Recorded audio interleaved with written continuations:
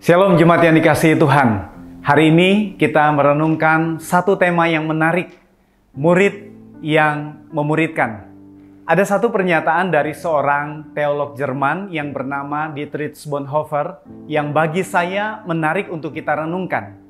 Ia mengatakan, Christianity without discipleship is always Christianity without Christ. Yang berarti kekristenan tanpa pemuritan adalah kekristenan tanpa Kristus. Karena itu penting bagi kita untuk menjadi seorang murid Kristus yang sejati dan juga memuridkan. Seorang murid berarti seorang yang mau belajar dan diajar oleh kebenaran firman Tuhan dan terus bertumbuh dalam melakukan firman Tuhan. Murid Kristus artinya murid yang mengikuti Kristus, diubah oleh Kristus dan melakukan misi Kristus. Kita tidak hanya berhenti menjadi murid, tetapi setelah proses yang kita alami dalam pertumbuhan, kita juga perlu untuk memuridkan. Jadi pertanyaan adalah, mengapa kita memuridkan?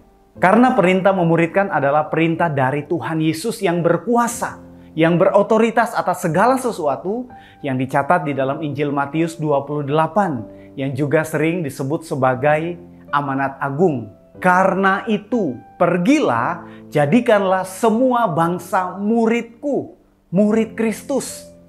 Kalau kita memperhatikan dengan teliti bagian tersebut, induk kalimatnya adalah, atau kalimat perintah, kalimat imperatifnya adalah muridkanlah. Di dalam bahasa aslinya, mateteusate. Jelas bahwa pemuridan bukan pilihan, melainkan keharusan. Mengapa kita memuridkan? Karena Tuhan Yesus sendiri memberikan contoh dan teladan selama melayani di dunia. Ia memilih beberapa orang untuk dijadikan murid. Ia berdoa bagi orang-orang yang akan ia pilih.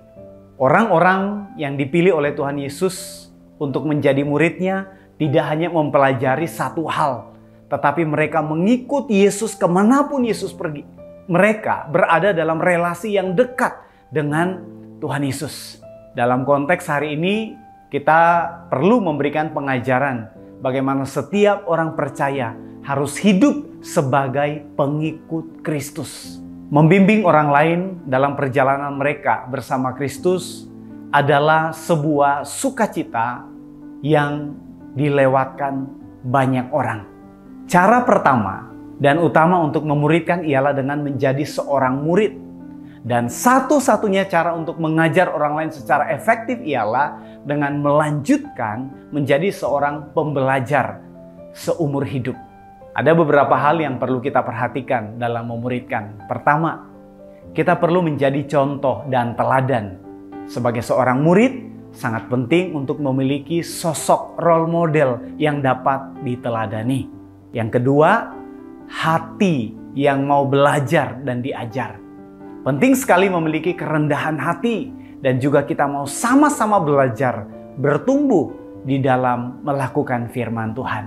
Dan yang ketiga, pentingnya ketekunan dalam proses memuridkan. Ada banyak pergumulan, ada banyak kesulitan, ada banyak tantangan, tapi kita mau terus tekun di dalam memuridkan. Pastikan diri kita adalah murid Kristus yang sejati. Dan jangan tunda untuk memuridkan. Saya sungguh meyakini setiap kita yang sudah mengalami bagaimana kita bertumbuh menjadi murid Kristus, maka kita tidak akan tinggal diam. Kita pasti akan memuridkan yang lain. Selamat memuridkan. Andalkan Tuhan, kuasa Roh Kudus, dan minta hikmat Tuhan. Berdoa bagi orang-orang yang kita muridkan. Dan Tuhan Yesus akan menolong kita di dalam memuridkan. Amin.